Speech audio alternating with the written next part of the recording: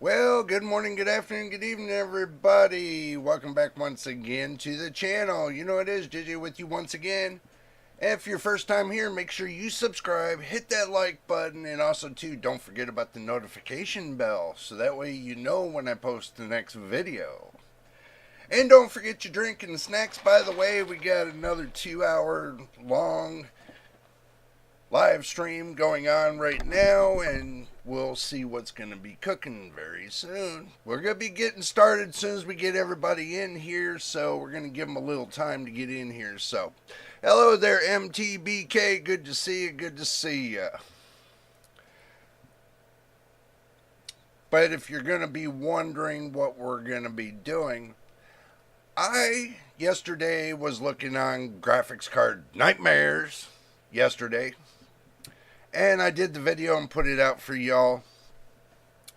And also, too, I skipped over doing Amazon and Newegg at that point in time because I really wanted to go over it with you guys here today as well. I know I didn't put it in the description, but we want to go over GPU pricing and stuff like that. I have to make sure I remind you guys we're going over GPU pricing, because if I don't, in my thumbnail, YouTube, I don't know what it is, for some reason YouTube seems to kind of brush you off on the back burner if you don't mention the title of, the title of the video for some reason in the beginning. I don't know if it's an algorithm problem or what it is. It's something. Hello there, JB. Good to see you. Time for the 5700G to come to the rescue again. Well, actually, mine's the 5700X, but if you got a 5700G, that's all good too. That's all good. I mean, there's nothing wrong with it. I mean, that's just basically said and put. If you go with the integrated graphics, you just don't have to deal with the graphics card. Simple as that. I know a lot of people are starting to say, well, maybe I should go with the 8700G. I know a lot of people are saying that. Because the price of graphics cards they think is just going to be cheaper for them to buy integrated graphics. Which the 8700G is not bad. I mean, you can.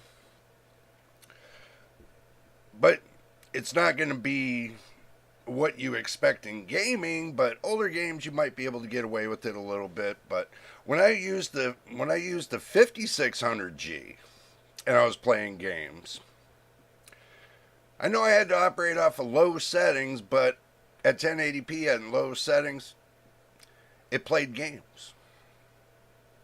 As long as it plays games, that's all that mattered to me at that point. Even though I was running a B450 motherboard, 64 gigs of RAM, I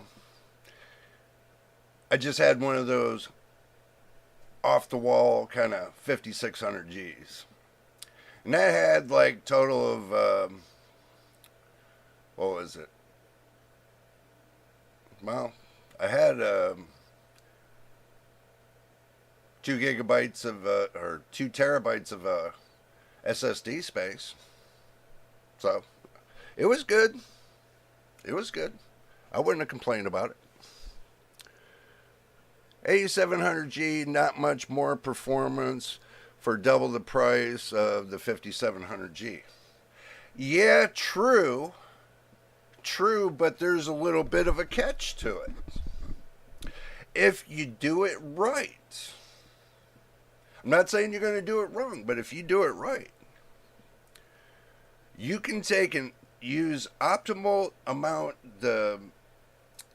you can push the megahertz of the system RAM on AM5, so that way you can kind of dedicate 16 gigabytes of system RAM to it, and if you get enough speed pushed behind it with the system RAM, I bet you could take and turn it upside down and make it run really fast. Especially if you're going in the BIOS and you're tweaking and tuning it, and you know what you're doing when you do it. I bet you can get a lot of performance out of it if you push it the right way. See, that's the key trick, pushing it the right way instead of pushing it the wrong way. Some people, they go in there, they just turn everything on and expect it to work. That's not how it works. You tune certain things to make it run optimal. But the way I tune it, and even everybody knows about the tuning of this, that in the system BIOS, if you got an Asus motherboard, which I have an Asus motherboard, and I mean, with the integrated graphics, you can go in the BIOS and set the extreme, the extreme file for the integrated graphics and push it to its max. And maybe be able to push it a little bit further with the tuning program in Windows. So, just a little helpful hint. You can't do that with the 5600G, I know that. 5700G is about the same way. You can't really go above and beyond on tuning. You could, but it's a lot of weight to push on those AM4 processors. But you can, and get optimal performance. And I've seen many, and believe it or not, I've seen many games that people played on the 5700G. Did not look bad at all. It looked pretty good. So, if you want to get away from the fact of having a discrete graphics card and paying the $1,000 that they're charging out there, yeah, that's a good way to get away with it. So, since we're talking about the integrated graphics, we'll just throw that into the mix. How about that? So, let's go to the action screen, guys, and see what we can find. Alright, you guys jumped over here with me to the action screen. Guess what I forgot? I forgot that big old cursor. For some reason, I keep forgetting it, and you guys got to remind me of it. I keep forgetting it. Okay, so what we're going to do is we're going to go to Amazon. Everybody shops on Amazon. We know this. OC, the GPU to 2400 and use 32 gigabytes of 4400 megahertz RAM. Yeah. But the thing is you know the price of 4400 megahertz? Wouldn't it be just cheaper to go to AM5 and get 5600 megahertz for $100?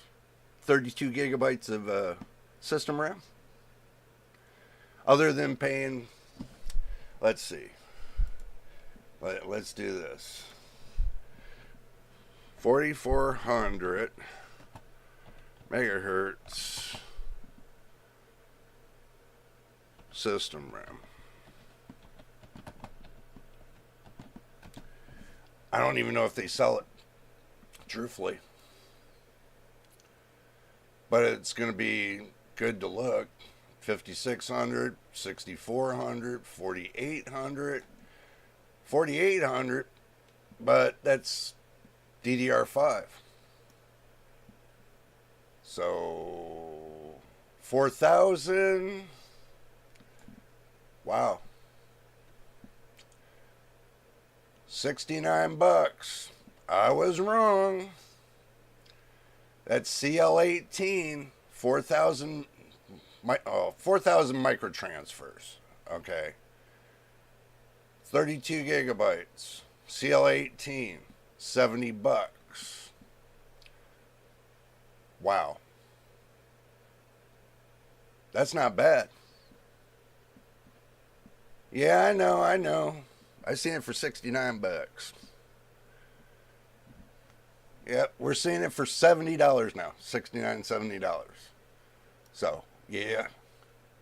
Well, they got it for $60 here, but I don't. No, let me think.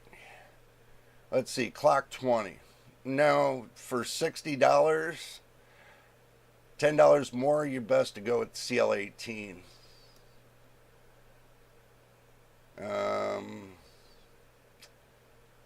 56, 4400, CL19,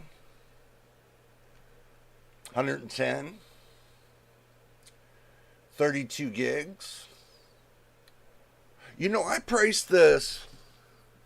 I know I priced this about 6 months ago. And you know they had this marked up to like $300 or $400.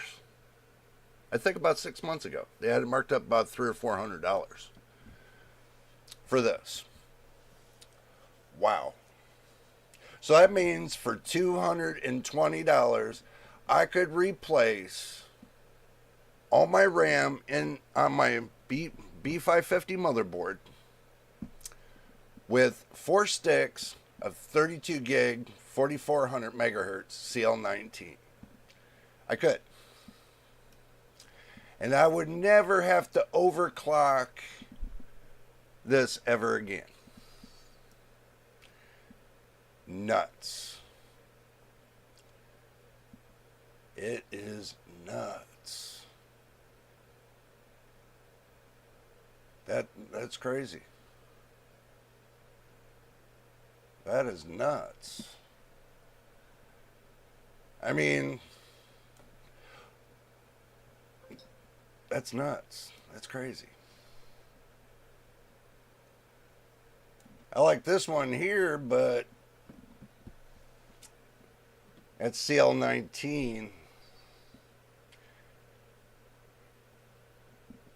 Corsair.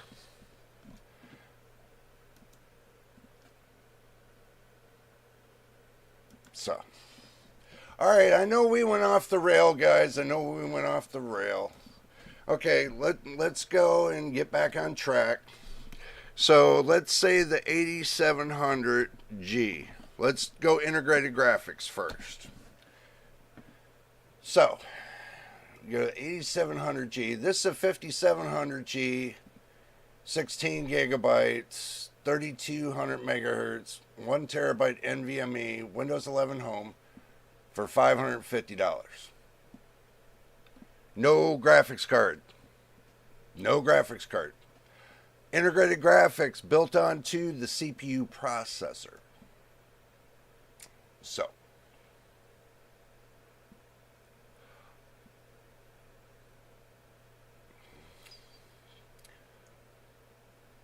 $8,700G, 8-core, 16-thread, $279. If you want to go lower, they got the 8600G for $188. These are 65-watt processors, so you won't have to worry about burning the processor up. And the heat sink, you don't need a big heat sink, but I'd still go with 360 millimeter AIO. It's only $55. They had an 85G for $143. I wouldn't go this low when it comes to your integrated graphics. I wouldn't go an 85G. I really wouldn't. So this case right here for $80, this is what I got right here. This is what I use for my home PC. This one right here. It's nuts. Airflow, never have to worry about it. It's got great airflow. Comes with 6 fans. You got 3 here and you got 3 here. So for $80, that's not bad. Even though I changed the fans out to the ones I used to have in my other case, which those fans I have in my other case are this. Oh, you guys can't see it, so let me go ahead and bring you to it. Wireless controlled fans. Wireless. Everything's controlled through that. So let's go back to the action screen. There we go. Just trying to bring a point. Hello, Machine. Good to see you, my friend. Good to see you. You're not late at all. We're just getting started.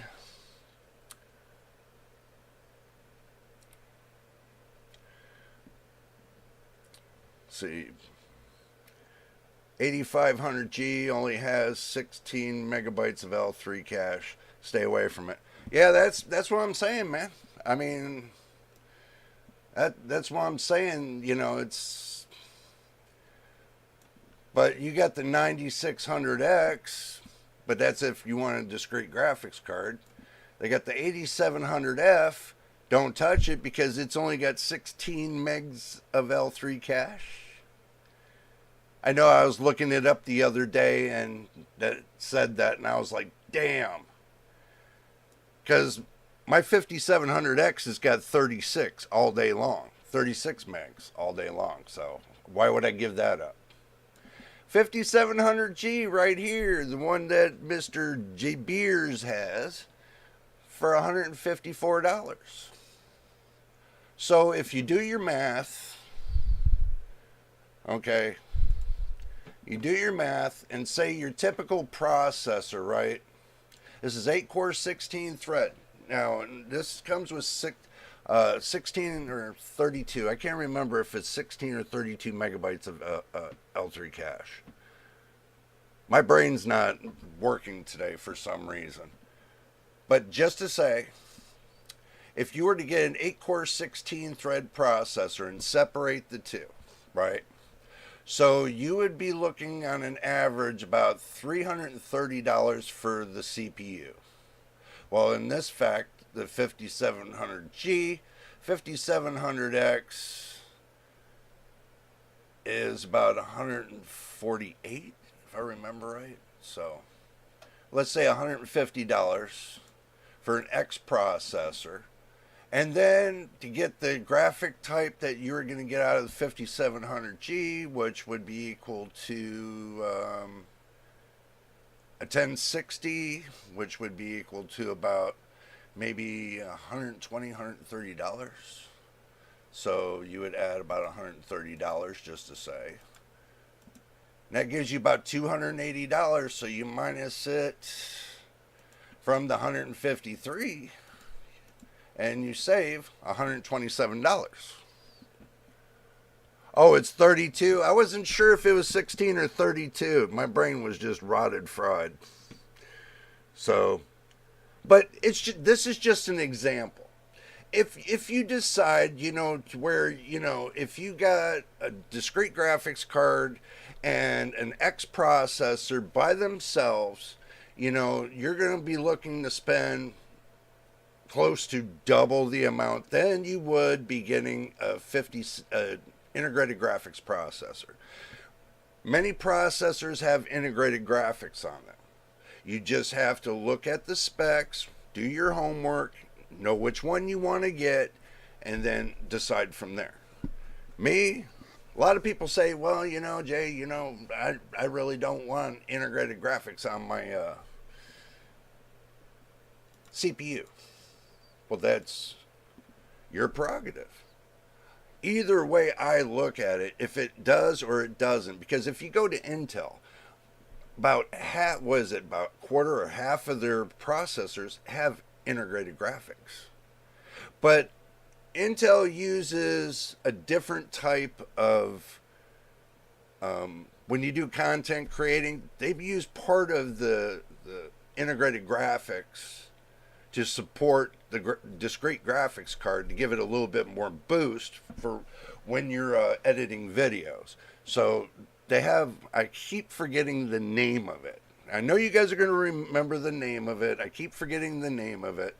But I really wish AMD would do the same thing. They don't.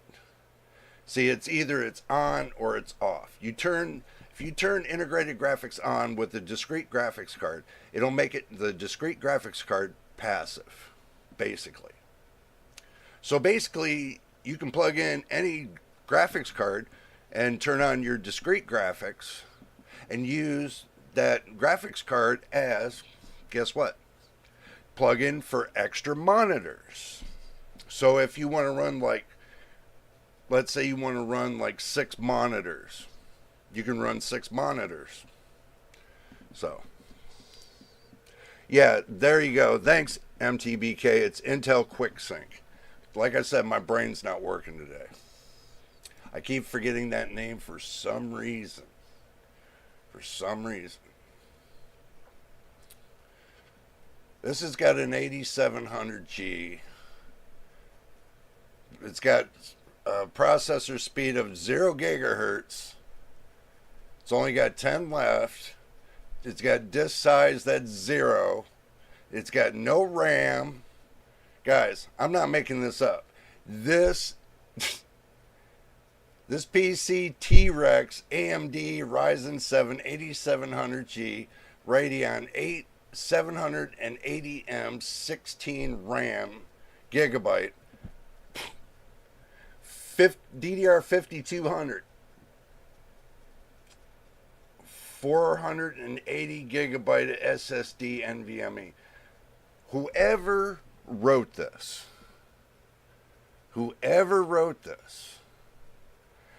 you better come back and look at it again. I don't know if you guys are looking at this the way I'm looking at it, but that's about as funky as a chunky monkey. I mean, and this doesn't even have the specifications for the RAM. It has it up here, but it doesn't have it down here. Oh my God.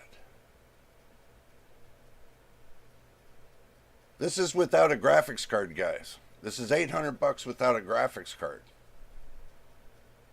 Knowing you can build this whole system. Well, not that one. This one right here, this $800 system, you know you can build it yourself if you go back and you look at the 8700G, which we're on. So, I mean, let's see. 8700G, right? You spend $278. Not, there, that's better. You add that to the bunch. Okay, let's say if I want to go and hit I go the long way, so you guys can go along with me on the long way.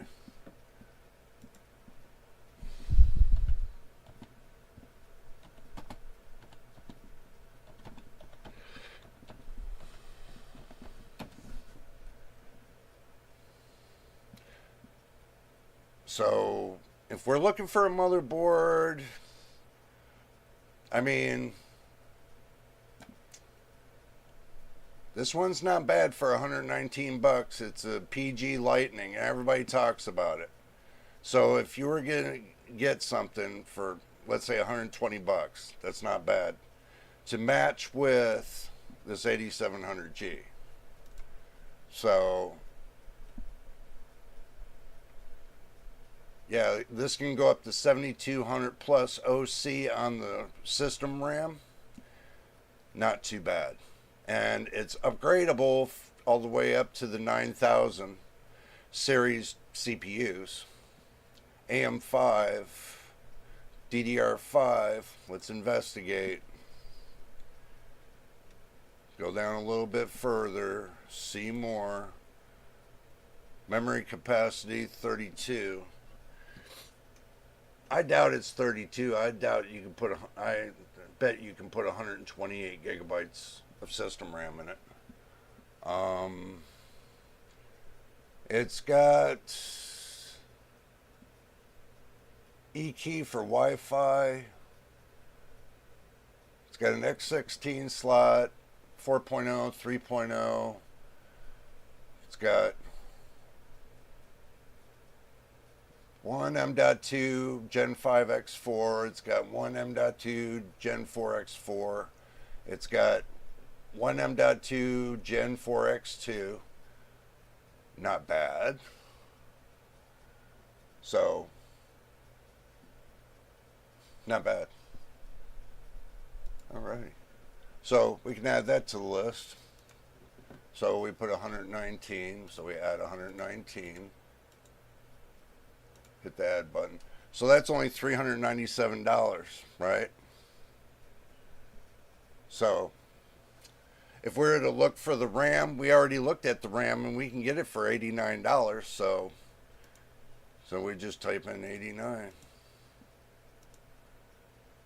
And the SSD, you can get the SSD, a good one, you can get it for $90. So put 90. So, and the case you can get for $76 with fans. So 76.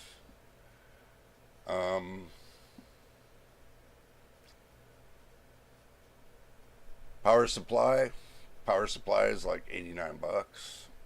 So for 850 watt.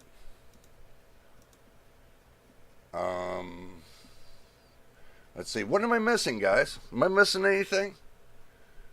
So we have the CPU, we have the motherboard, we have the system RAM, we have the SSD. The reason why I haven't said graphics card is because it's the 8700G. So,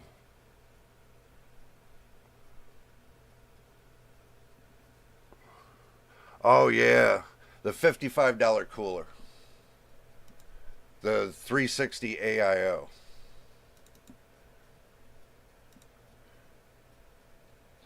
Wow.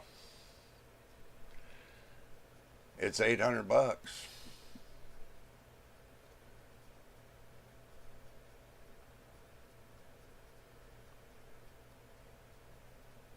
Plus, I got a case right here. You can get. It's got 4 PWM fans. It's got 4 fans instead of 6 for $69. Best to go with the $79 one. But if you look at it like this, right? This is a 5700G. Now, you asked yourself for that $278 more, getting this price here. It's about $800. So you get an upgrade from AM4 to AM5 with the possibility of upgrading to a 9800X3D, a possibility to plug in RTX 5090, but with the power supply, 850 watt power supply, I wouldn't go over a 5070 Ti, but you could go a 4080 too. I don't know. 850 watts pretty good. Because in my system here, I'm only running 750 watts. So, but you could get away with the 5070 Ti or a 5080 if you wanted to upgrade. So that's your future path if you wanted to upgrade. So for $800, you could get, a better system. Oh, you do have a 9800X3D with the 4080? Yeah, I mean, what we're doing here is we're comparing prices. Okay, guys, this is a whole PC for $800. This is a whole PC with integrated graphics, almost the best that they got on the market for desktops. The thing is this: one graphics card exceeds all this. This right here, $800. So if you're looking at this, and you say, okay, well, I get a whole computer for $800 with integrated graphics, then you ask yourself this question. If it works the way I want it to, why do I need a graphics card? You really don't. You got a whole complete system for that price. But if you notice that AMD, the price of what their 9070 XT is almost what? The price of a whole PC? You see that there's a problem here. There's a big problem here. For what I see is you could use the 8700G with a discrete graphics card anytime you want. That's one. And plus, it's PCIe 5.0 compatible, the 8700G. So you can put it with a decent motherboard. You can actually have a little bit of extra wiggle room to upgrade the RAM to the max of the motherboard. Like if you want to go to 7,000 microtransfers in the RAM to further speed up that integrated graphics, you could. Depends on what the motherboard can handle. But even if you go to a 7,000 megahertz RAM and it only allows you to clock up to 6,800 megahertz, you could still use the RAM because it's going to downclock it to 6,800. And everybody's going to be like, oh yeah, well that's kind of a loss. That's actually not. That's actually not. You're pushing your motherboard to its limits. You're actually getting the full limits of your motherboard. The one thing nobody ever talks about. And guys, you should know this. If you don't get the full potential of your motherboard, what'd you pay for? 50%? You paid, what, $120 for half of your motherboard that you're using? Instead of using everything to its max capacity? I've already did this one time. Long time ago. I took my motherboard, I maxed out the RAM and everything else, maxed everything out. The processor just hummed. Nice and purty. So, a lot of people just don't understand. They say, well, using too much RAM, blah, blah, blah, blah, blah. Yeah, okay. Keep going with the blah, blah. Keep going with that blah, blah. And not understanding that you can max out the frequency and the capacity of your motherboard and get 100% of its potential from the CPU. The transfer from the CPU to the RAM to your GPU is a lot faster than having it struggle and walk like a turtle. I've already thought about getting 4400 megahertz RAM for my PC here because I want to push it up to the max. And it's not that expensive. Hey, if you want to try that experiment, try it with the AM4 because you can use all 4 channels. Not like AM5 where you can only use 2. AM4 you can use all 4 channels. I do. I got 64 gigs of RAM in 4 channels and it works fine. Flawless. Hello there, Winston. Good to see you. Good to see you. Didn't see you walk in because I guess I was blah, blah, blah, and you know how that goes, right?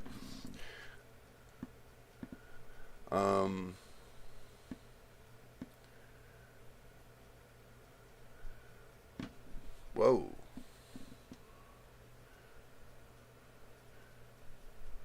He was hunting in the game. Who was hunting in the game there, Machine? Oh, Winston was. Never mind.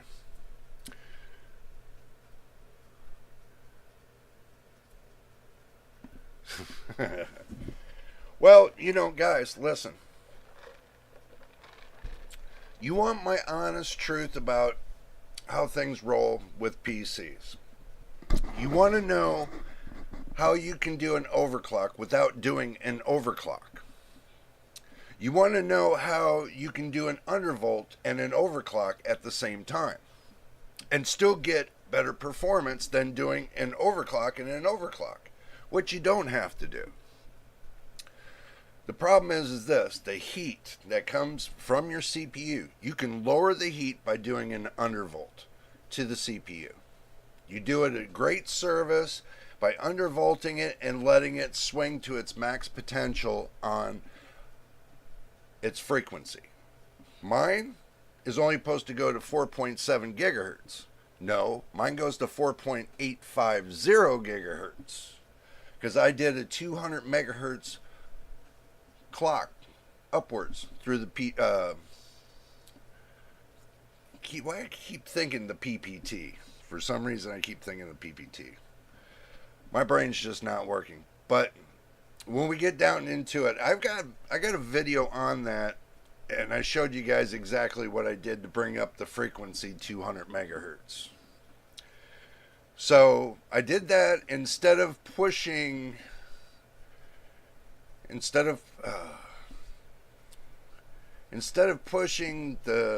going the other way. There's another way you can do it by changing the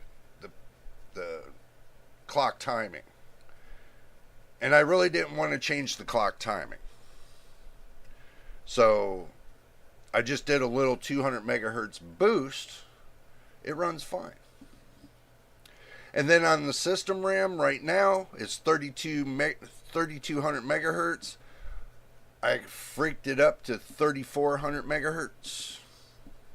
So yeah, I'm running on 3400 megahertz CL16 RAM. And believe it or not, it's working fine. When I went to 3600 megahertz on this RAM, it kind of got a little bit fidgety. So I found the sweet spot is at, what was it, 35.33 megahertz. That was the sweet spot, 35.33. So I was able to fine tune it to that. But I run it at 3400, it runs fine. I didn't want to push it any further because I didn't feel I wanted to stress out the chips. But you can actually get 200 more megahertz or so out of your the RAM you already bought. Why not get that little extra? You hear everybody say, well, why don't you get a little bit of that extra RAM by using this program? You don't need to use a program. You just need to do your homework and see if what die that the chips are on.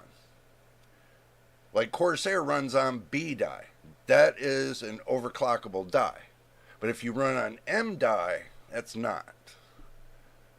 And I learned the hard way, and I crashed out one of my B450 motherboards. It took out the BIOS. Using G-Skill, believe it or not. So, my next CPU will most likely be a 12 core with games wanting more CPU usage. Yeah and no. Yeah and no, my friend. When you're running your CPU at a certain percentage and you're not getting any more than that, that's because there's a bottlenecking occurring. And you have to take and trace out where the bottlenecking is coming from. 9 out of 10 chances it comes from your system RAM. Because it's not fast enough. It's not balanced enough. It's balanced, but it's not balanced fast. And that's where everybody kind of falls short of what they're looking for. They think, oh, well, the bottleneck's just coming from the CPU. No, it's in combination, not just with the CPU. It's in combination with your system RAM, your motherboard, all in a combination. And even your SSD, all in a combination. If you don't set it up correctly, it's going to create a big bottleneck for you. It's going to be slower than hell. And the only way you can eliminate it is basically you got to start from square one. You're really not going to be able to eliminate the bottleneck out of your whole system if you don't start narrowing down the problem. So if you want to narrow down the problem, best way to do it is start from scratch. Get the processor you want. Look around for the motherboard you want. That's going to be, and you do your homework, and they got to work hand in hand. You got to find a motherboard that will handle the amount of RAM that you're going to put into it. It's got to be able to handle the maximum RAM that you can put into it over. Everybody says 6,000 is a sweet spot.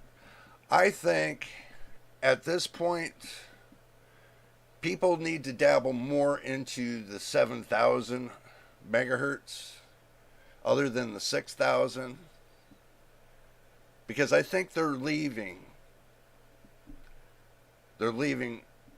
FPS on the table. My opinion. Just my opinion. You guys can take that with gold or grain of salt.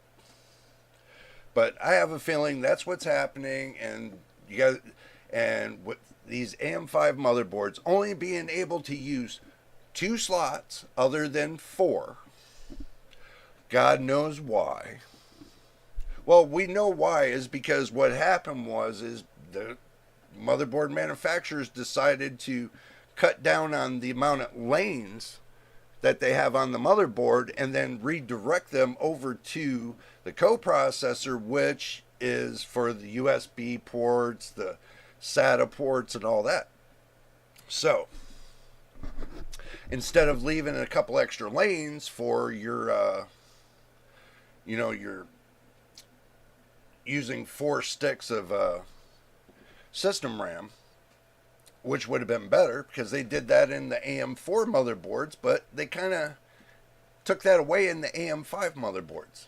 And you know what they gave you instead of, when they took something away, they gave you an improvement on Expo. That's it. That's all they gave you was an improvement on Expo. But going from DOCP on AM4 to Expo on AM5, it was just a little bit of an improvement. But they took away something out of the motherboard. That's the reason why you only can use 2 lanes.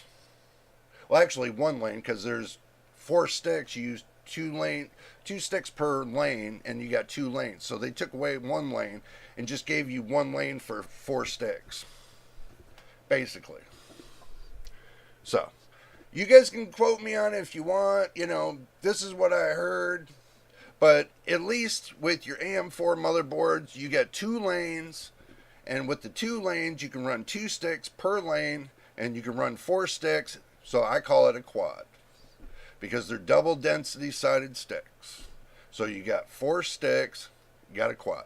I'm running 4 channels, and I have no problem with my system RAM. Period. Now, on the other hand, trying to overclock with 2 sticks, that wasn't so nice. So, but Corsair is very good on overclocking. You can go up a couple hundred megahertz. I've already stressed mine out, all 4 sticks at 3600 megahertz. It held, but I just felt there was a little bit of a stutter there.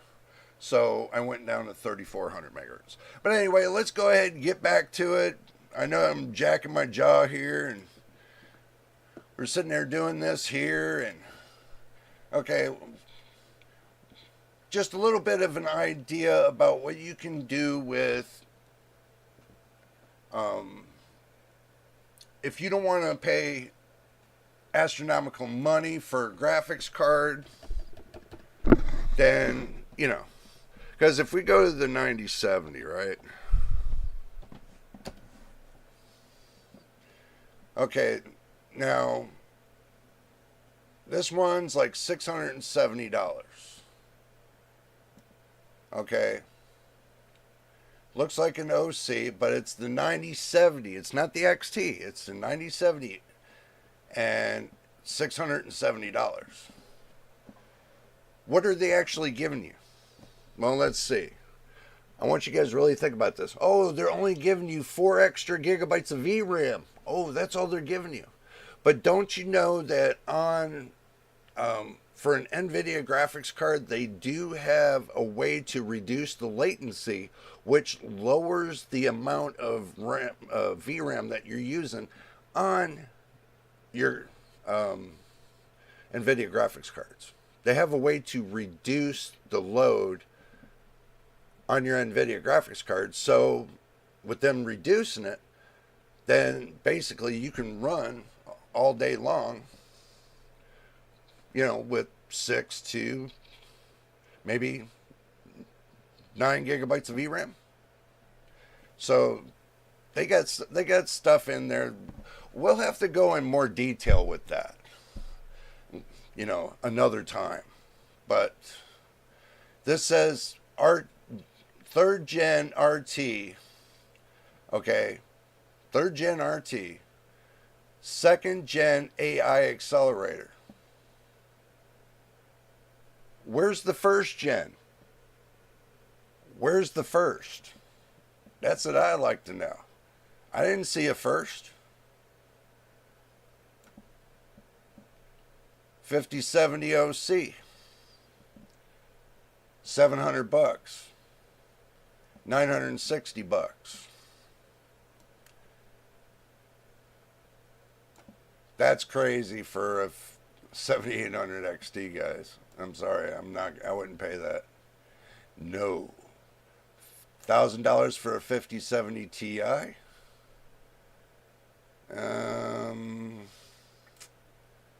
Look at this, 9070. It's a Sapphire, $1,100. Hello there, Walter. Good to see you. Good to see you. Oh, the MTBK says the 1st gen AI accelerators is hidden within laptops. Probably, man. Probably. They probably hit it on the what do you call it? Those Copilot Plus AI PCs or something like that. Who knows? 9070, $860. 9070 XT. They got it here, $940. They got up here. Where was it? $959. That's nutso crap. They got here non-XT, $1,100. Wow. Wow, wow, wow. And truthfully, it does not look like the prices are coming down anytime soon. All right, well, let's look at this PC right here, right? They want $2,450. Okay, let's look at it for a moment. Let's look at it. Let's look at it. What do you get? 5070 Ti. Okay, so you get a 5070 Ti. Let's say MSRP 750, because you know this system right here is going to be at MSRP. It's going to have one of those MSRP graphics cards in there for sure. That's the reason why I'm saying that. So, 7700. What's the price on the 7700? Let's see.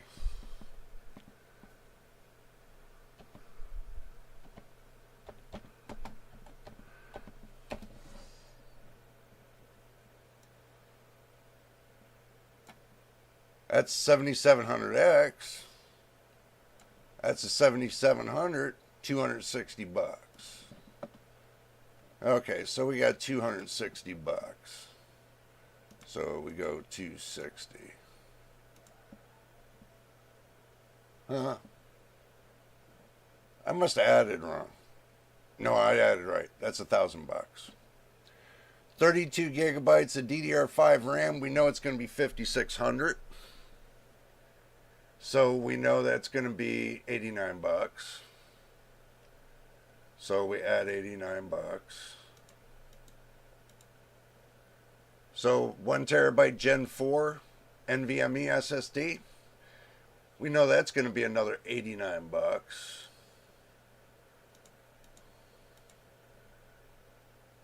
Windows 11 Pro, you can buy for $27 on CDK deals.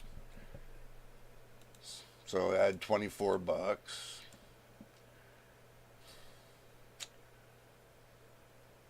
Let's see. Let's go about the case. If they're running that, they're going to be running at least a 750 watt power supply. The case, they're using an MSI case. So they're using a...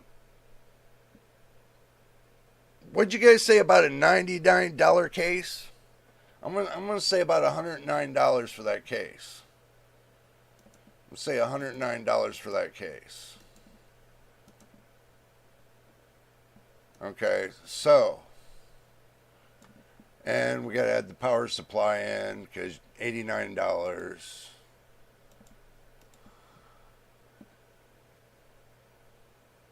We added the RAM. We added the SSD. We added everything. Oh, except for the... Okay.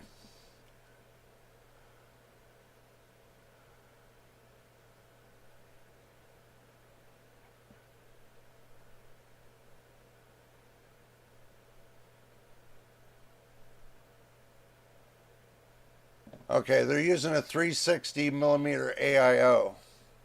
So, $55.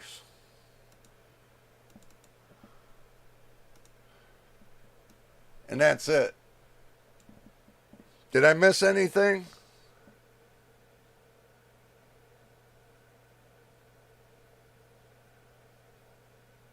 I don't think I missed anything. We got... This is how I'm going to add it. We got... That... I didn't add the motherboard. Okay, my bad. I did not add the motherboard.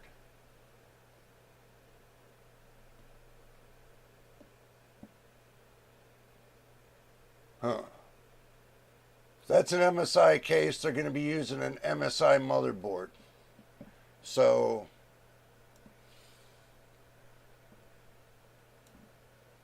They're going to be using an MSI motherboard. So...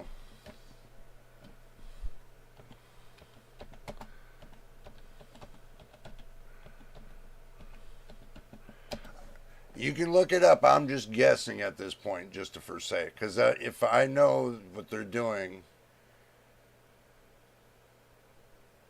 they would use MPG. That's a good giveaway. MPG DDR5. That's the idea.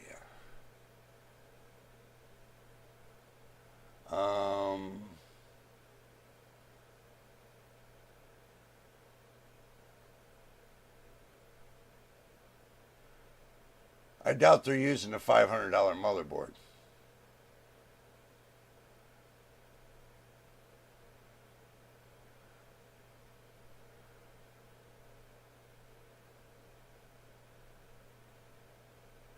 I'll give them the benefit of the doubt and I'll say $260, but it's all black.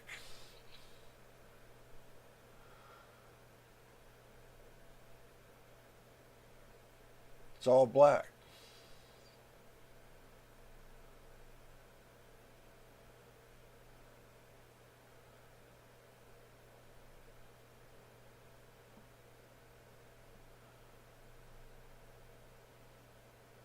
It's all black. And I doubt they're going to be using an expensive motherboard too.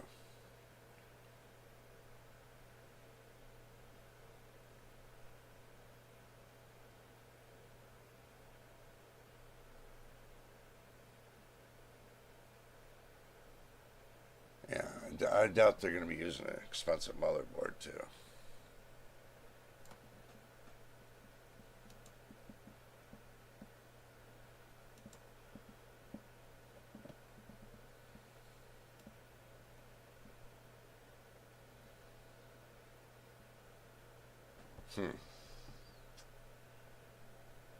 It's an all black.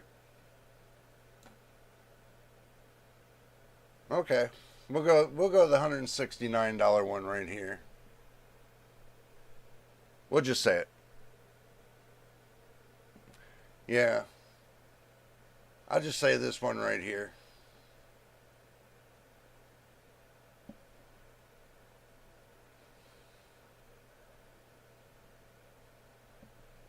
Double check. Yep. Yep. 169 bucks. Okay. So we'll say that. We'll just add on 169. So, looking at the full system, guys, with the 5070 Ti, right? Minus that from the 2449, let's say 2450.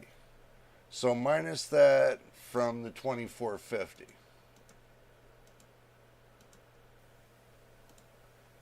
So that's $816 more. $816 more than you would have spent. I mean, think about it. Okay. For that $816, you could have got better RAM or a better processor, more SSD space, or a better graphics card. You could have went to a 5080 for that price.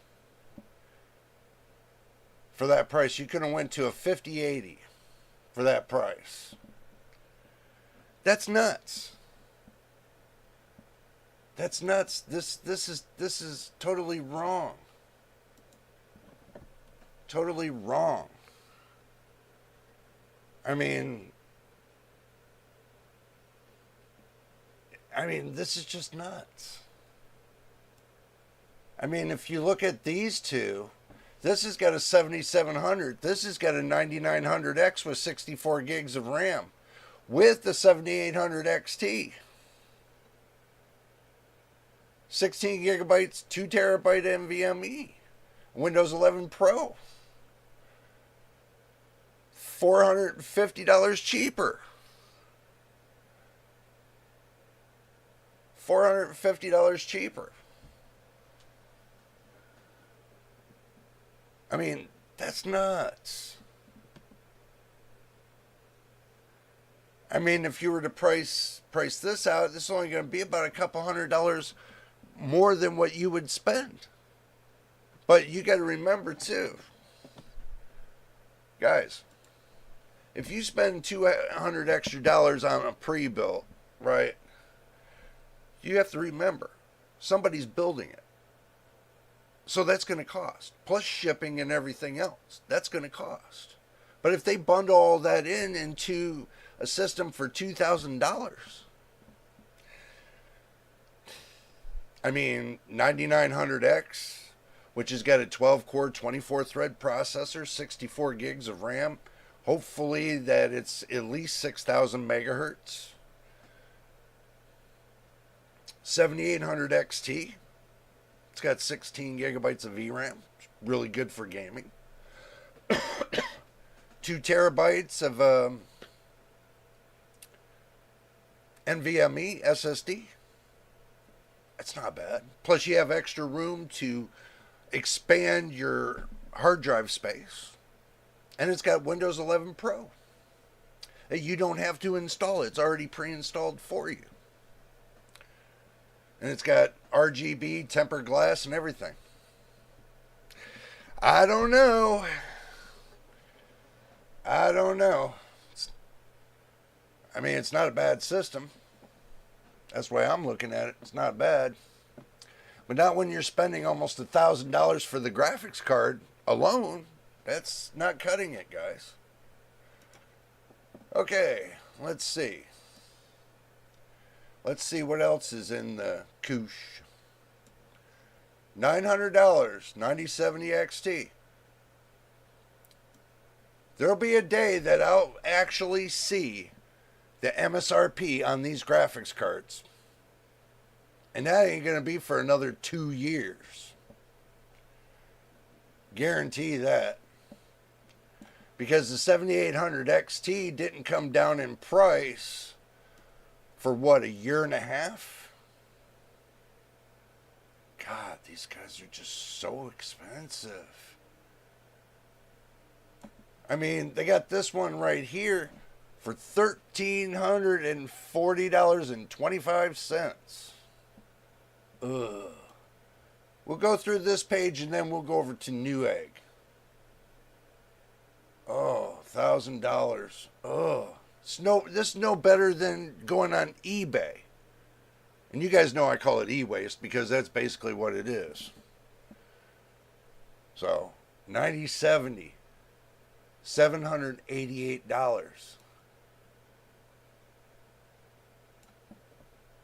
9070, $1,200. $1,200. And they got it locked up behind a paywall. When you pay over MSRP, you're behind a paywall. At least when I bought my graphics card, it was at MSRP. What NVIDIA sold it at. So, oh my God. $1,200.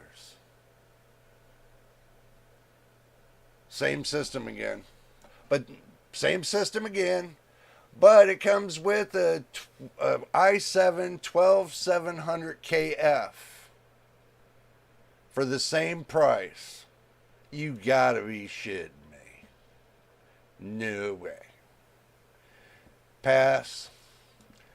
i7 14700K, 5 plus gigahertz, 20 core, 32 gigabyte, DDR5, 7800 XT, 1 terabyte NVMe. Look at this. $1,750. Would have been nice. They give you 64 gigs of DDR5,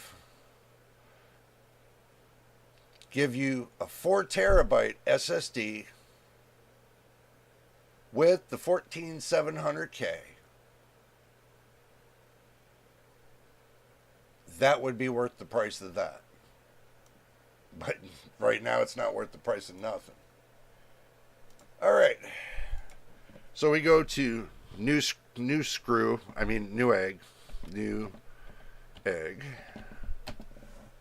Should call it New Apple, New Oranges. Now they call it Newegg. So,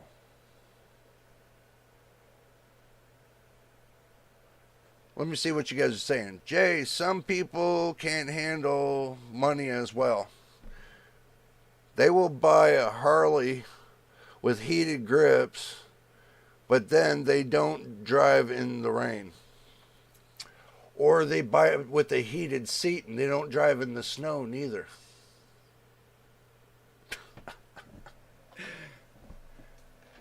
Just make sure you got your drink and snacks. You'll be set.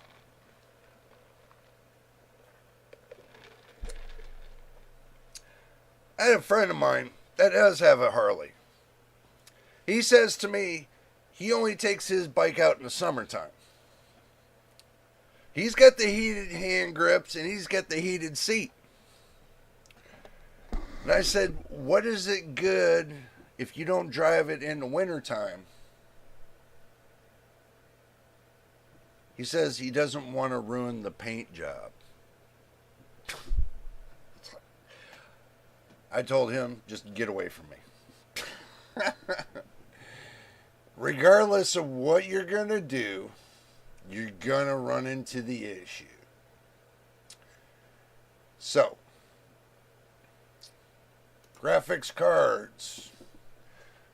Let's see what we can see. 5070, 12 gigabyte. Whoa. Whoa, guys, you're seeing this live. 5070, 12 gigabyte. Look at this. $549. 550 bucks.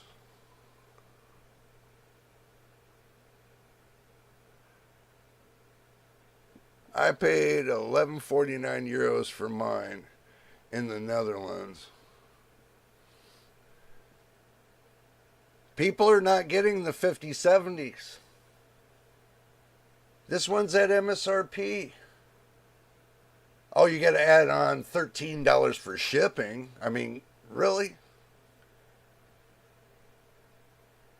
It's MSI Ventus GeForce RTX 5070 12 gigabyte GDR7. The only one that's in stock. I bet you after you guys get done talking with me, you're going to go buy this, something tells me. Wow. 550 bucks MSRP on Newegg. The first time I'm seeing this ever since the launches came out. But watch.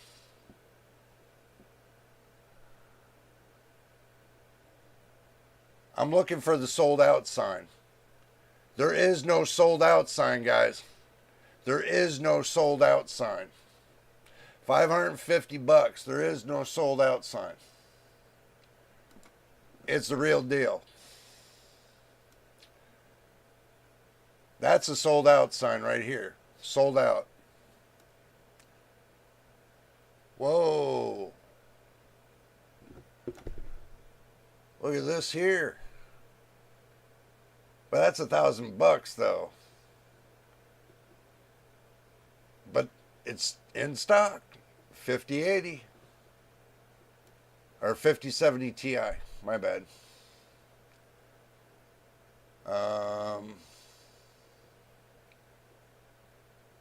Let's see. I'm kind of browsing this today with you guys for sure. Seeing if there's anything that's going to jump out. Another 5070, but that's at $739. 5070, 700 bucks. 7900 XT. They were down around 600 some dollars one time. Now they're up to about almost $1,400.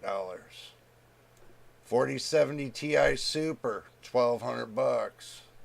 Nuts. That's the price of my whole PC with the RTX 4070. For real. A770, 350 bucks. My God, these people are just relentless of this. Relentless. Wow. Guys, I don't know. I'm starting to think that everybody's going to start buying the RX 58, the 580, the RX 580 for 82 bucks. Looks like a better price. The Ventus has a slightly better cooler than the Shadow has, far as I understand. I like both. Cool. Asus GeForce RTX 5070 Ti tough. Too much pricey. Hello there, pseudoscientist. Good to see you, man. If you are coming from council, that would be a perfect place to start. Yeah. Do I look like I'm that damaged by society, bro? I think I am. I think everybody's got me going in a loop. 4060, no. 4090, yeah. Let's pay $3,900 for a 4080 or 4090. That is. It's almost the same price as a 5090. Keeps going. And no, I'm not losing my mind. I'm seeing what you guys see, and you guys see what I see. Look at this. B580, $341. 40. Look at this. 4070 Founders Edition. 4070 Founders Edition.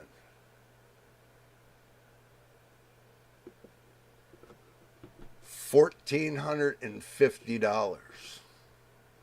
Talk about losing your mind. I would have lost my, dude, I would have lost my cookies right there. I would have been like, hell no. And trust me, when I say hell no, I mean hell no. So, no. And this is the reason why, is because they got this out of stock. If it's that much out of stock, take it off of your website. Stop leaving it there. And everybody's scrolling around. Oh, guess what? I found one. No, it's out of stock. You get everybody psyched up until they get to the point to where they just like, oh, and you use the big F word. Oh, fuck. Yeah.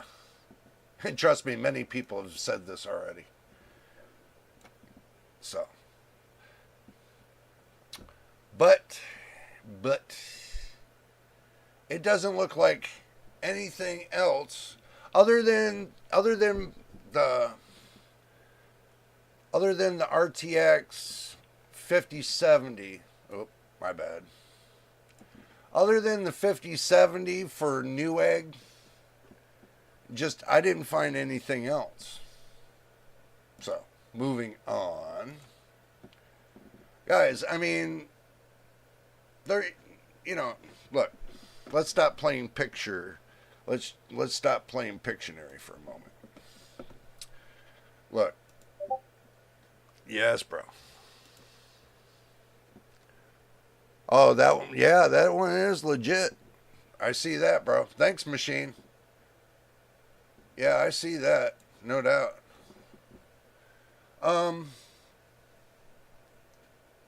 Let's get down to it. Okay, we have already spent an hour and 14 minutes looking at the good, the bad, and the ugly.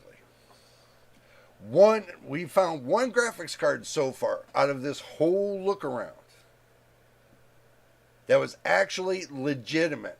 Machine checked it out and he says it's legitimate. So, one graphics card at MSRP that I know it's not going to last long because somebody's going to go buy it. That's for sure. But, guys, I'm debating if the prices are going to come down or they're going to stay level or they're going to go up. A couple friends of mine were saying to me the other day, they said, look, there's two ways that NVIDIA could go with this. One, they could trickle out the 50 series cards, and then they can start bombarding with the 60 series cards. Or they can trickle out the 60 series cards, and then bombard with the 70 series cards. Within the matter of 2 years, they can do this. And on top of it, that they're going to start trickling out these cards, or what they could be doing is wait until the end of the year and release their CPU.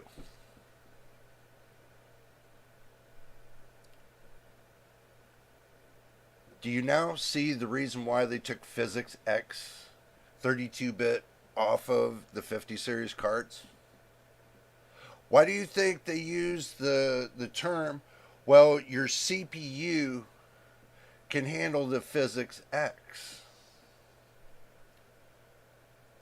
There's something they're brewing on that everybody's overlooking. They're good, and if NVIDIA builds the CPU to handle the physics 32-bit, PhysX 32-bit, then everybody was peeing in a tree about not having it on the 50 series card.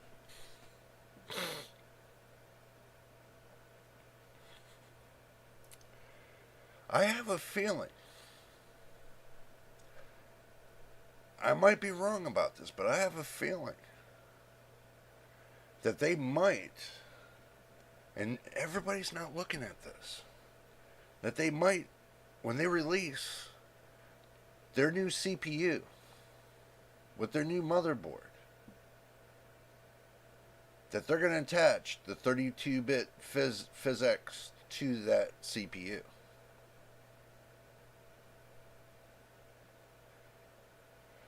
I don't know. It's just a hunch. But why would a graphics card company take off their key benefactor from their GPU for no reason at all? I've been thinking about this. I really have. For Borderlands, I believe it when I see it. Well, what if they do it? And let's say they come out with their new CPU for desktop PCs. They come out with a new motherboard that plugs in your 50 series graphics card. And all hell breaks loose on those graphics cards. What then? Do you think I'm being a conspiracy theorist? No. But what happens if they build something that they're making a new platform that's going to exceed the capability of the x86? I'm shooting off the hip for this, guys. You can take it with gold, again, or a grain of salt, one or the other. But there's a reason why NVIDIA is doing what it's doing.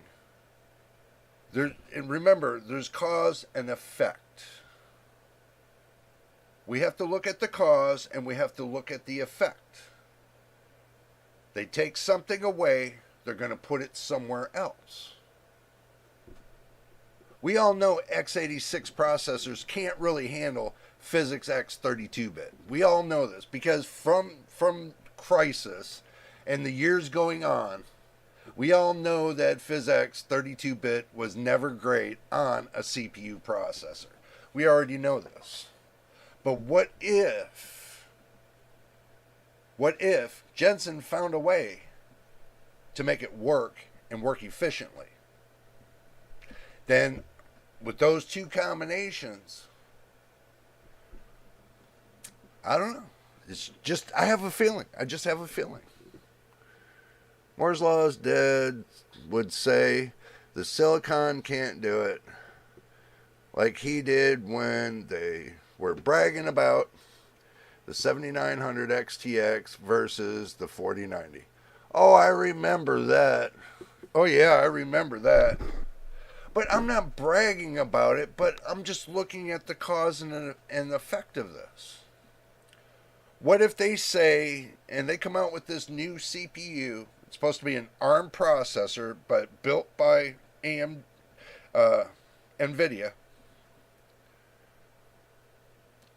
What if they use the same thing they're using for their data centers to build this CPU and compiling it down to a little bitty CPU, but to get packed like 10 to 100 times more powerful than the ones we're dealing with now? Yeah, right, machine from Physics X to Leather Jackets X, yeah. But what happens if it comes down to it? And NVIDIA hits the nail on the head with the CPU. And when you combine it with their 50 series graphics cards, it just blows everything out of the water. I got a feeling they're doing something. They got something cooking. This is not over with. And you know, Jensen, this isn't over with. This has just begun. And we all know this. I have that feeling, guys. And this is the reason why you have a lot of people scrambling for those 50 series graphics cards. Because they have that same feeling. So.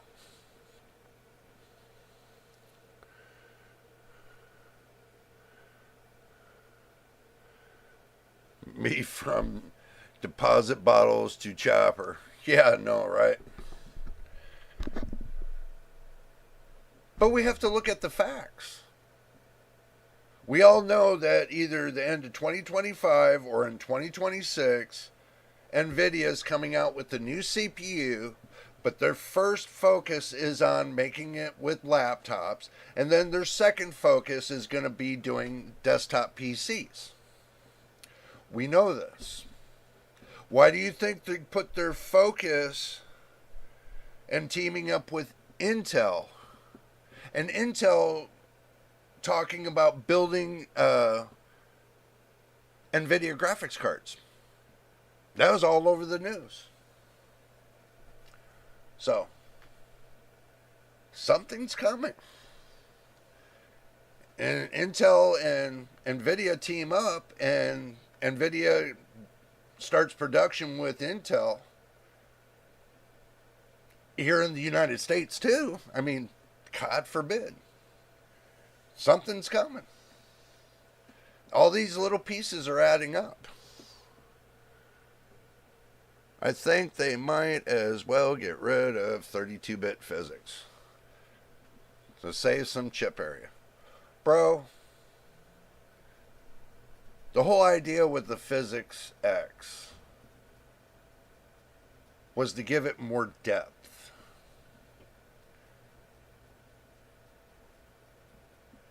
When they first came out with the Physics X, it was a God gift. If you can get it to work right. That's if you can get it to work right. Now that they've already accomplished getting it to work right, which it probably won't play on Crysis, we all know that. But you never know. It could. But I've already played Crysis. The ones that are on the CDs. I'll have to find those CDs, and next time I have a live stream, I'll show you guys the CDs. Not CDs nuts, neither. So. But I do have the CDs. So. I don't know. I think NVIDIA's got something cooking. And that's the reason why they're kind of going back and forth with the 50 series. But you never know. I mean, you guys can think I'm crazy about this, but what if I'm right? And then you guys are going to come back to me and say, Jay, and I'm going to be like, yeah, well, you're right. NVIDIA did this. And I'm like, okay, I told you so. So, see these nuts, Mr. Beast would be so proud of you. No, he wouldn't. He's too busy scamming everybody for their money, man. He's too busy scamming money for thousands and hundreds of thousands and millions of dollars. Like all his little videos. And you know what? If you're not in his wheelhouse, he doesn't know you. Kind of thing. Your head gets so big, they don't know you. So, Mr. Beastie Nuts. Yeah. Crazy. I watched a couple of his videos, and that was it. I was done. Nothing there to interest me. Not a thing. I bet you if you told him to build a PC, I bet you he couldn't. I bet you if you told him what's the best operating system, asked him question, what's the best operating system to use, I bet you he don't know.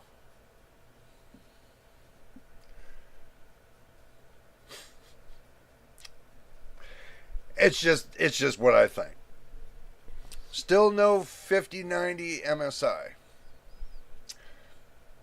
Hello, Sherman. Good to see you. I know. Like I said, be patient. It's going to take 6 or 7 months, and then when it does, they're going to roll everything out, and then after that, you'll be able to get one that's at a semi-decent price.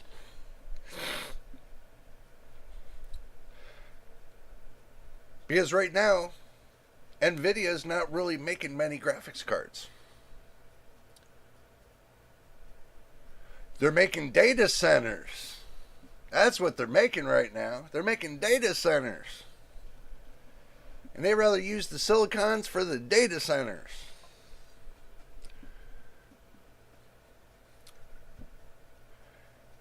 And AMD, they're split 50-50. Making data centers. And a little bit of graphics cards. You're going to learn over time. They rolled out a so-called, everybody said, oh, they rolled out 200,000 graphics cards and sold them all. That was a lie. They only rolled out 90,000 graphics cards, from what I heard. And they sold 85%. And the rest of them that were in a high bracket, they're still in a high bracket, not sold. So, I got my AMD Ryzen 9 9950X 3D on Amazon on their launch day. Wow. Did you get an 800 series motherboard too? Did you get an X series motherboard to go along with that? Or an EX, whatever kind of 800 series motherboard?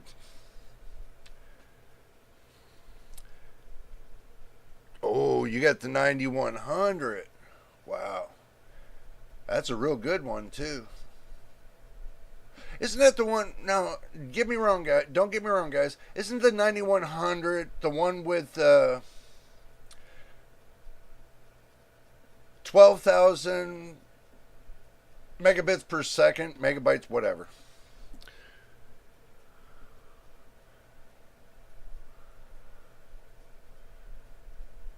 Oh, wow. Get an 870E.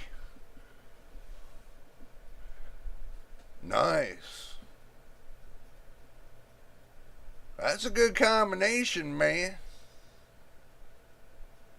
That's a good combination.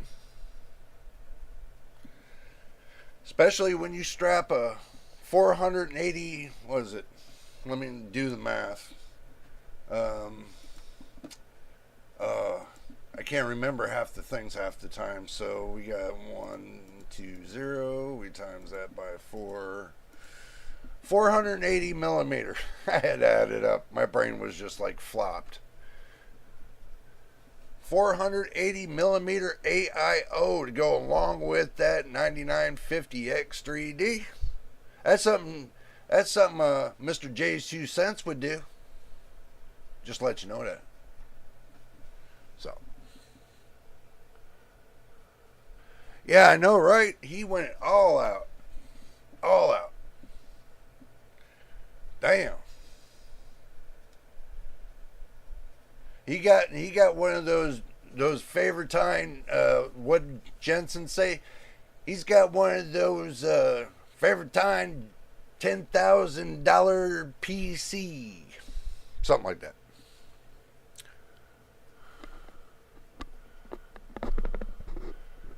$14,700, $13,600 Samsung SSD. 91 Pro replacement from 980 Pro. I got the 990 Pro. I'm happy with it at 2 terabytes. I'm happy with it. So as long as it can read more than 5400, I'm happy with it. So 10,000 home theater PC command center. That's what he said, right? Yeah. Unbelievable. All the PCs I got here, all the parts and everything combined, doesn't even come up to $10,000. Nowhere near $10,000. Maybe it'll come up near $1,800. So I have that upstairs 990 Pro. I like the 990 Pro, guys. I mean,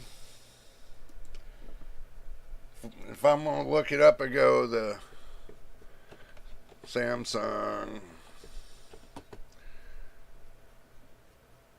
990 Pro. And I go to the specs. I'll just give you guys the specs. But I'm going to do the 4 terabyte one. So.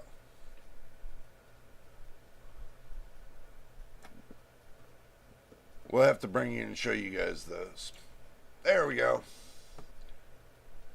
The 990 Pro, $289. Wow. That don't make sense. They got a 990 Pro for $289. Oh, you guys can't see nothing.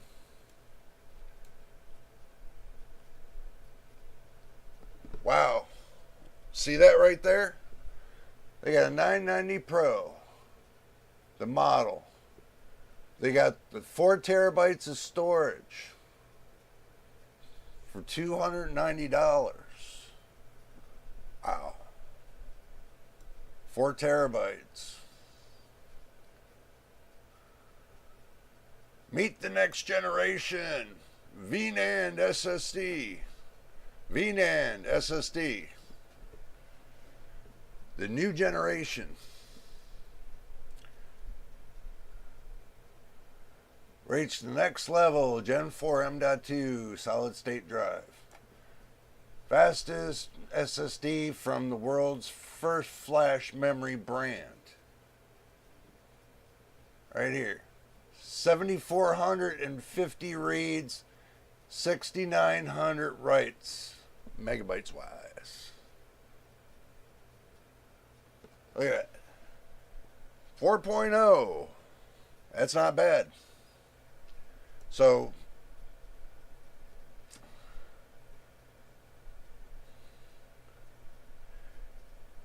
this makes you wonder sometimes if you spent too much on your SSD. Got 4.8 out of 5. So, makes you wonder when you spend too much for your SSD if it actually you're getting those speeds. These marketing slides are genius. Yes, they are. They are most definitely. I agree 100%. But you know what they didn't do? They didn't tell you what your speeds are. Yeah, they did. They told me what the speeds were. So, I'm just looking for something right now. See if I can find it. Let's see. No, not here. Okay, so it's not there. I'm looking for something, guys. You just have to bear with me for a moment. Let me try to find this.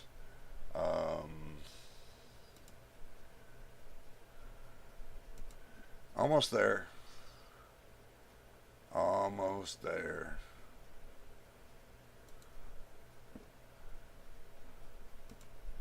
Almost there. Okay. Now that I got there, took me a little while, but we got there. Let's see. Let's put that over in there. Let's make sure we got the right drive.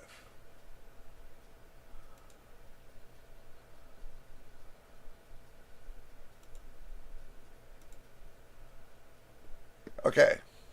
A little bit of a test. A little bit of a test. Let's go to the action screen. This is Crystal Disk Mark. I got this set on my Samsung 990. Let's see what it does. On the Samsung 990. This is in gigabytes. Now, I've changed this from megabytes to gigabytes. So, let's see if it holds up to the test.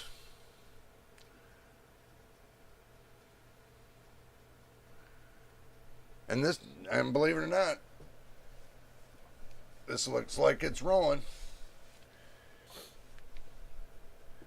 And it doesn't look like it's making 7 gigabytes. Close, but it doesn't look like it's making it.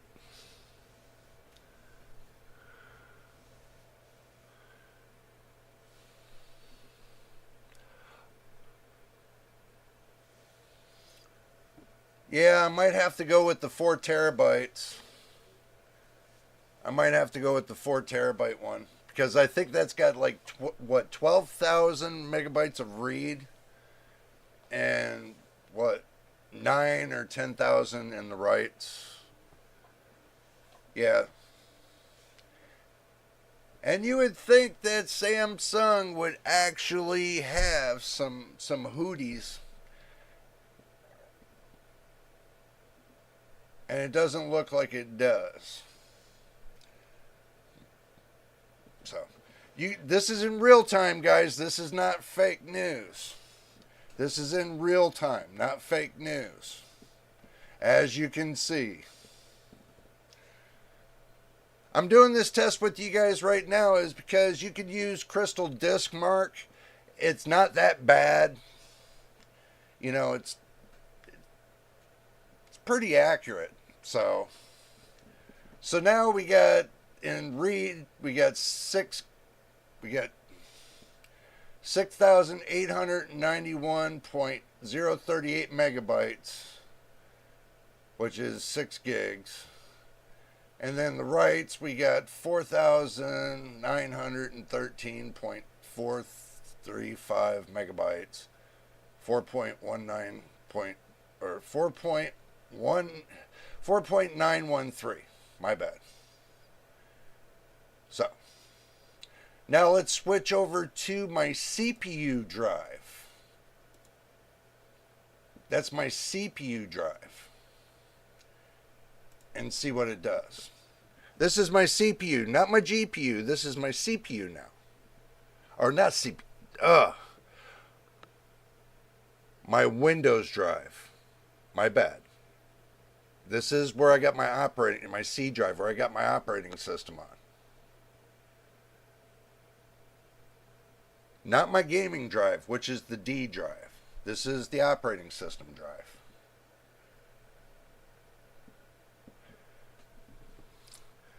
I had to go through this twice to make sure I was seeing what I was saying.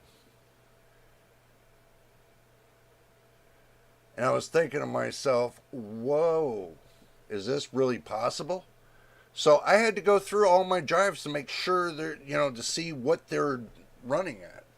But this is a good test to actually see. It gives you an idea of the speeds that you could be running at. So, we'll let it finish and then we'll talk about it. So, I have to try to purchase Corsair Pro 2 terabyte. Was dead on arrival, literally. Wow. Well, this one right here is crucial. This RAM, this M.2 SSD that I'm running now. This is my Crucial P2.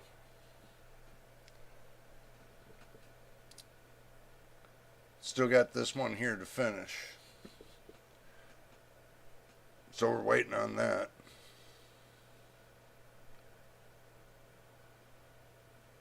Okay. 12,039.076 megabytes. 12.039 gigabytes. The IOPS are 11,481.358.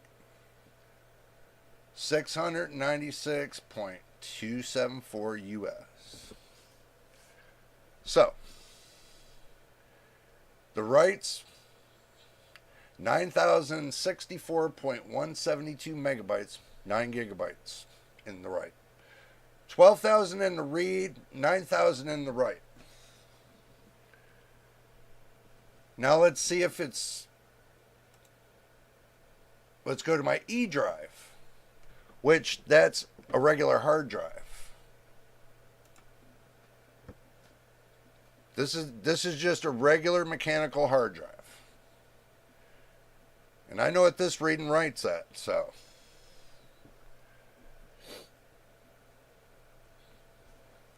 I had to do this test like 3 or 4 times. I could not believe that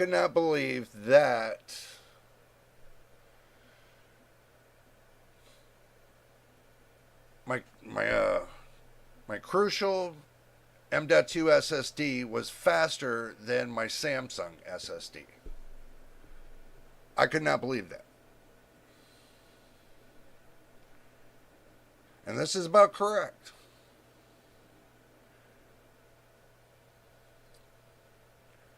$203 megabytes? That's about right. So, I mean, it's nuts. And I'm sitting there thinking to myself, what did I do to get those kind of reads and writes? Oh, that's right, because it's got an extended cache, sorry. On the Crucial drive, it has an extended cache to where it drives the speeds faster for some reason. I turn it off, then it's running at normal speed. It's like an overclock to your SSD. So, yeah, I know. I just try to get it correct for everybody to understand what it is. You know, some people would say, well, what does the cache mean? Cache. Was it spelt cache and then with an A? No, it's cache spelt with an, at the end it's got an E on it. So, it's just clarity. So, now looking at this, that's how fast a regular mechanical hard drive's running. That's about how fast mine's running. So I know there's nothing wrong with the test. Nothing. So, I cannot believe that my Gen 4 X4 is slower than my Gen 3 X4. The Crucial I got is the P2. It's it's PCIe 3.0 X4. That's faster than my PCIe 4.0 X4? Really? I guess it is.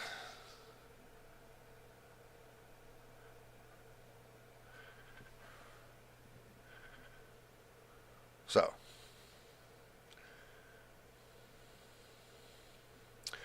Sherman says 2 terabyte up to 1,850,000. IOPS 4 terabyte up to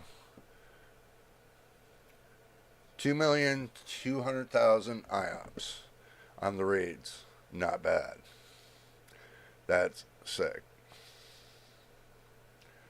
If you talk about money, try US dollars. MTBK, you're bad, man.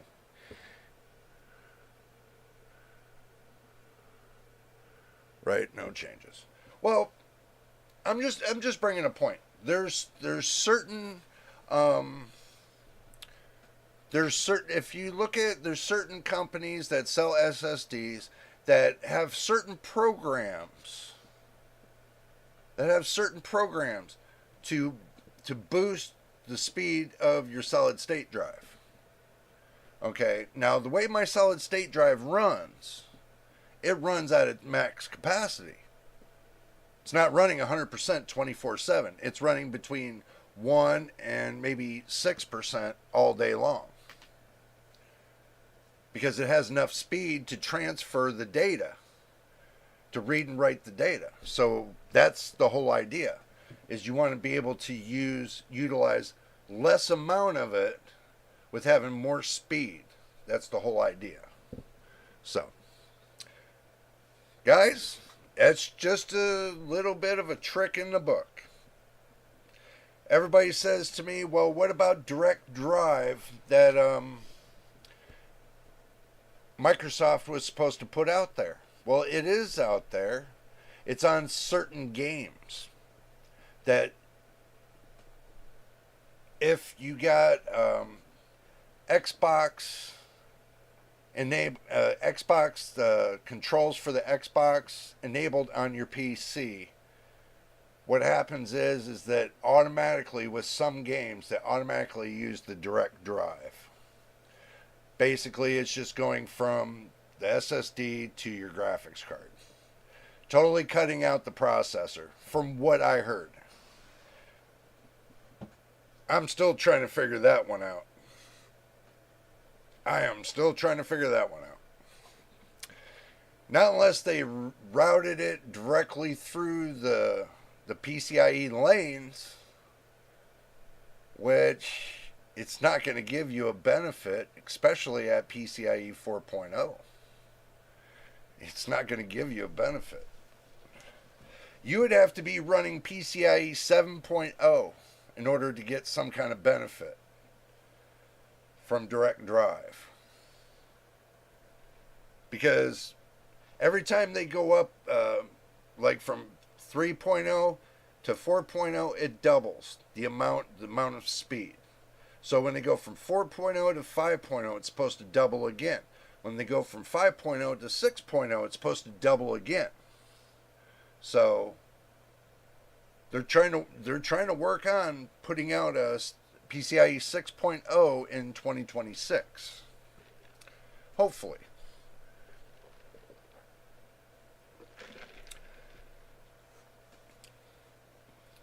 But the good thing about it is if they come out with 6.0 in 2026, there's some kind of benefit that your PCIe 4.0 graphics cards will get off of a 6.0 motherboard.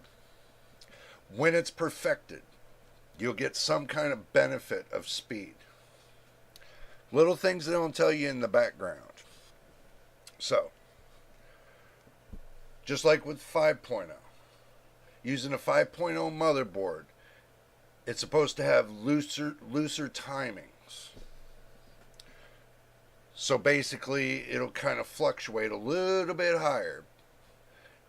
Going from 4.0 x16, it'll fluctuate up to 5.0 x8.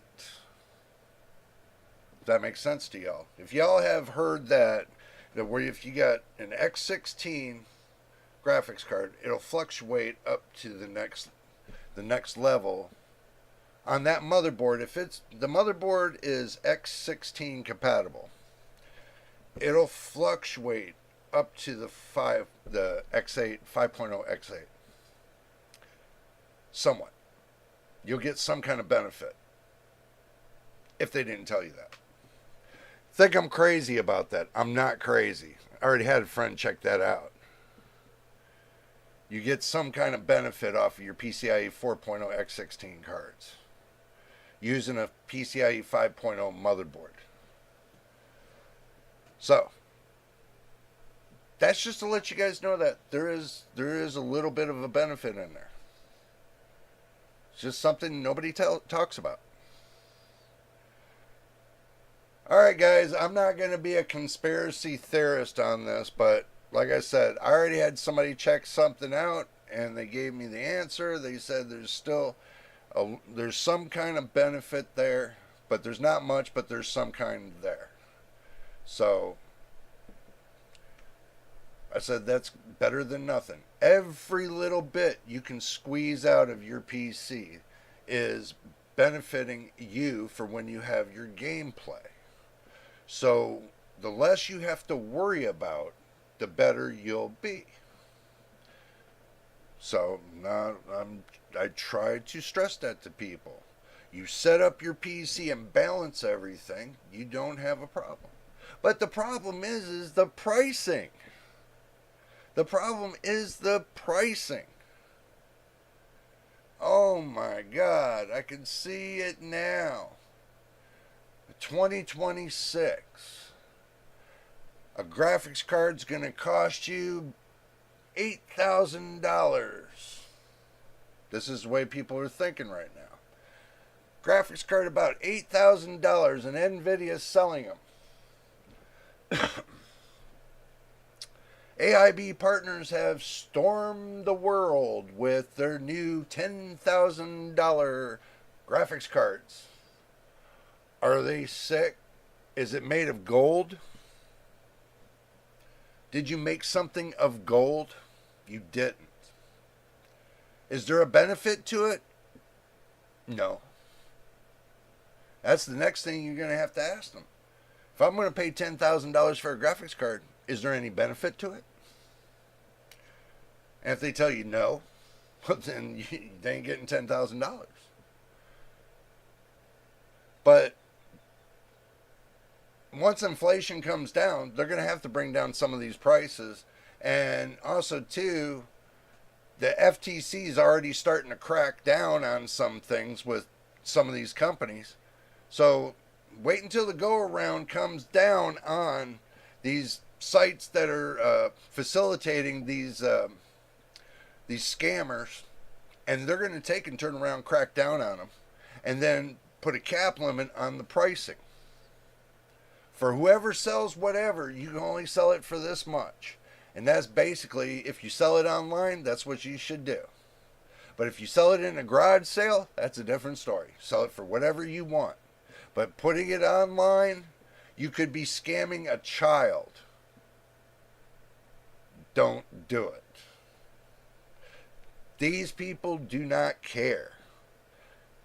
You can scam a child, and the child goes and gets your parents' credit card, puts it in play, orders the graphics card, comes to their door, and they say, "Where'd you get the graphics card from?"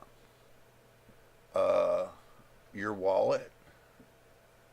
And it's $20,000. 20 grand.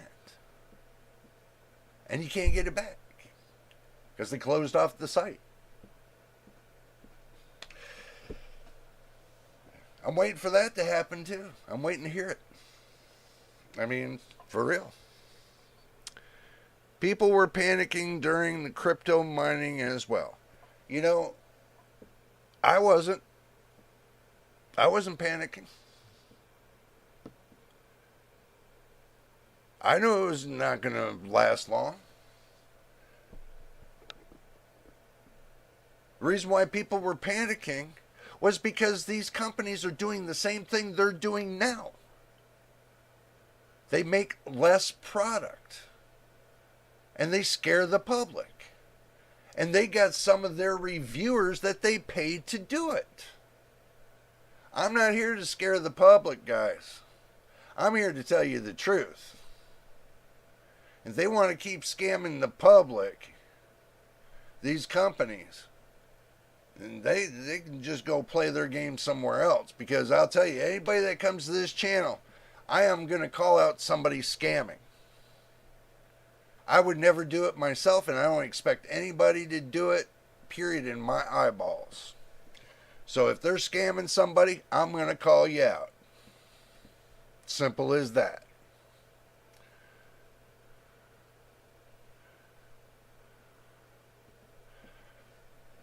Yeah. But that 6500 XT didn't last long because within the next day, I took it back. And I got a refund on it. Because that card was a scam.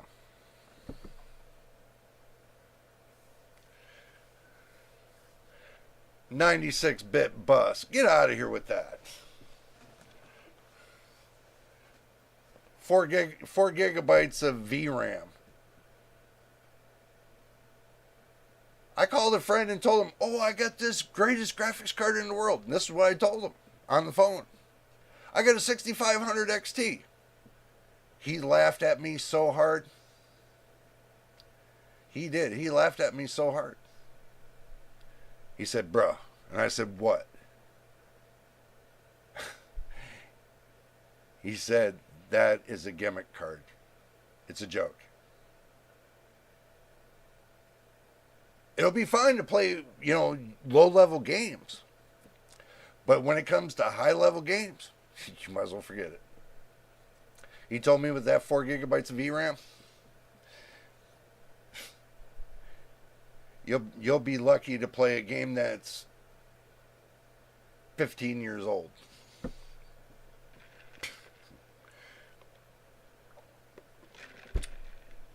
Yeah.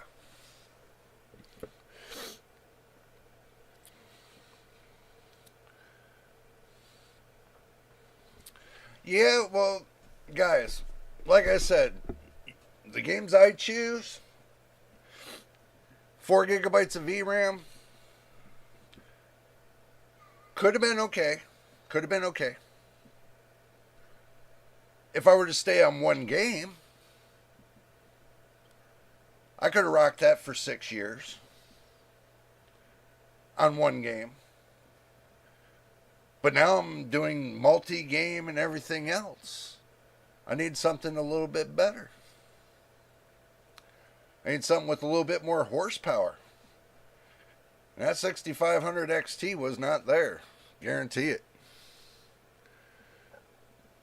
Because I'll tell you why. Okay. At 1080p, I go to overclock it. And you guys know how I am with overclocking. It didn't even last. It blue screened on me as soon as I hit it with an overclock. And it was a modest overclock too. It wasn't a hard one.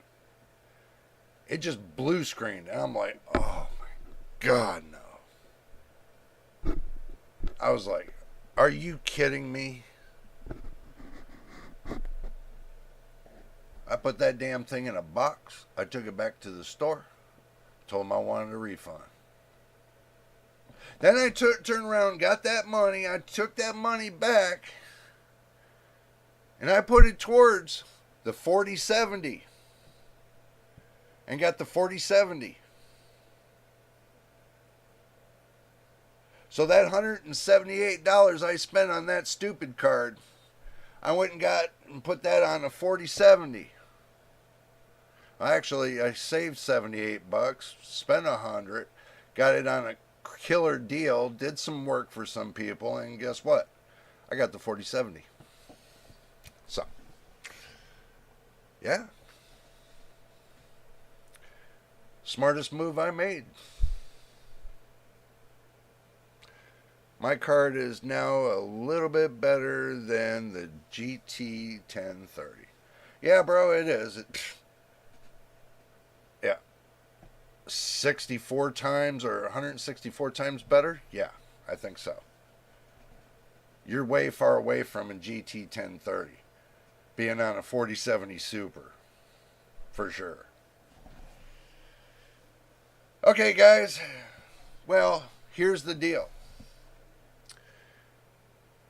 Here's my final thought about the pricing on with these different places. I know we didn't go to we didn't look on Walmart or Micro Center, But you can watch graphics card nightmares that I did yesterday, and I did those, and you can see what's going on there. So you're not going to be missing out on anything, trust me. So, but my thought overall for this week and what I've seen one or two deals, not many that would jump out at me. Is the prices getting any better? No, they're not getting any better. They kind of sitting still right now. So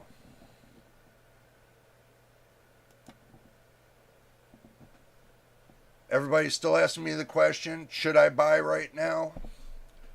Prices are still sitting level. If you can find a deal, you're going to have to do a lot of research for a lot of deals. But with the deals not going to be jumping out at you, it's going to take you time. So, it's going to take you time to find the deals. It's not going to jump out at you because everybody's looking right now. Everybody wants the lowest price they can find. The lowest price they can find. And you know what? I've been looking ever since the launches of these graphics cards and watching the prices on some of the cards with 4 gigabytes of VRAM. 4 gigabytes. The prices doubled. Like overnight. Just doubled. It's like when EVGA was closing up shop. Everybody had to have that card. Everybody was searching and everything else. And then 6 months later, guess what happened? Ain't nobody cared. And nobody was worried. Nobody cared. Nada. It's just like with MSI right now. They're not producing any AMD graphics cards. None. Only NVIDIA. You think they would have enough hoopla, since they're only doing NVIDIA graphics cards, that they're actually mass producing them. Other than putting them up there saying sold out. Instead of doing a marketing optic, start selling the damn things. Build them, sell them. A 4 gigabyte card should be no more than $125, my view. Bro, a 4 gigabyte card should be no more than $50, period. When you get the RX 580 with 8 gigabytes of VRAM and at $96, that's okay. That's $96 for 8 gigabytes of VRAM. Even though that is GDDR5,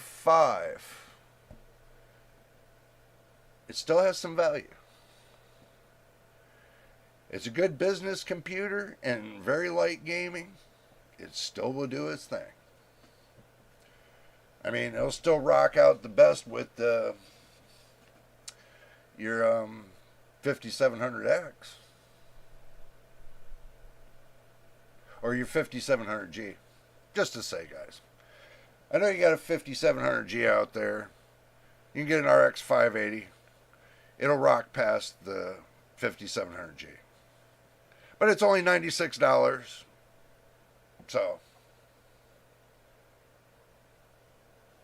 depends on how you want to rock out.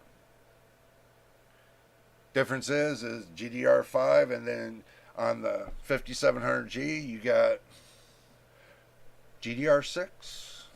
Yep, GDDR6. So it's a 1.5% uplift in IPC on a discrete graphics or integrated graphics card compared to a discrete graphics card. Price wise, if you're to do a 5500 with the RX 580, then you get a little bit better improvement than the 5700G. Just to say. I know you guys are thinking I'm crazy. Yeah, it's crazy. It's crazy what you have to do to be able to play your games. Now it's like, what do you call it? A commodity. Now it's like you have it, but now it's a nice to have kind of thing. I'm like, damn. Now you gotta, beg to have it, beg to get the parts you need. When these developers are killing us on the games and killing our hardware, hear a lot of people complaining about that too, saying, I go to this one game, totally wiped out my whole PC. What a guy said. I said, thank you for noting that. I ain't going there. You guys know the ones that are killing the PC, so I don't need to tell you. So, just keep that in mind. When you go to shop for parts, and if you do shop for parts and you want something very, very, very light, I was doing $1,000, putting together, in theory, $1,000 bill, $1,000 PC build at a B580, Intel B580, had a decent motherboard, had decent RAM, had a decent processor and everything for $1,000. I have to show you guys that. And the coolest thing too, when I was doing that, I was actually on Copilot, doing it on my phone, voice chatting one-on-one to build a PC that's less than $1,000. I'm going to tell you something. Microsoft has really got up in the times with that app. It's really starting to work out. It's really paying off. If you want to test your skills, that's a good way to test your skills. Is it accurate? It's about 80% accurate. I caught it on a couple things, but not everything, but a couple things. But accuracy, I would say it's about, right now, me testing it, it's about 80%. So, if you guys are wondering about how Copilot works, because you hear a lot of reviewers talking about, Copilot might be writing my stuff. Well, you know what? Copilot ain't writing my shit. I might ask Copilot once in a while to make me a thumbnail, because it knows how to do the watercolors. But all my stuff is my stuff. Anything I talk about is out of my brain. Because Copilot couldn't even really keep up with me anyway. So, just to say, it couldn't. Because it would say to me, that's a good idea. I never knew that and this and that. Yeah, well, that's the reason why you're Copilot and I got a human brain. Get the point? So, anyway, guys, I just do that for fun on the side once in a while when I'm bored. So,